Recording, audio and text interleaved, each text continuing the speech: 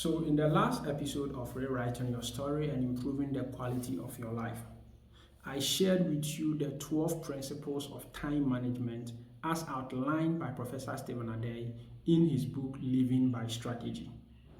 Now, when I posted the video and started watching the video, there was this question that kept popping up. And the more I watched the question, the more the question gets deeper in my heart. But then as I continued watching the video to a particular point, I began to understand what it truly means to manage time. And in this video, I would like to share with you this understanding that I have about time management.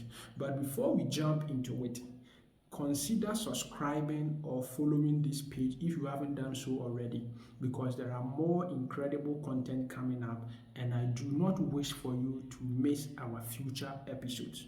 So do so now in 3, 2, 1. Thank you. Now back to the conversation.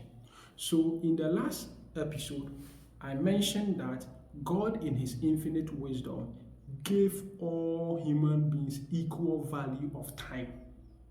What this means is that there can't be a day where someone will have more for other person to have less. In other words, time is a definite commodity or is a definite quantity. Now, per my understanding of the word management, it means to make do with the limited resources at your disposal, even when you can get more. Are we together? So, if making do with the limited resources at your disposal and time is a definite quantity that one cannot get more of, then is it actually the time that we manage or there is something else? But as I kept on watching the video, then I came across a statement that was made which says how a person chooses to use the time at his disposal determines the quality of his life and the worth of his time and his life. And the moment I came across this statement, I just noticed that when we talk about time management, we actually mean priorities management. So the priorities you assign to the tasks you perform enables you to make the most and efficient use of the time that has been given, which is not something you can manage or something you can change. Okay. In view of that, I recommend that you apply the 80-20 rule in everything you do. And the 80-20 rule says that 20% of your task or the top 20% of your tasks account for over 80% of your result.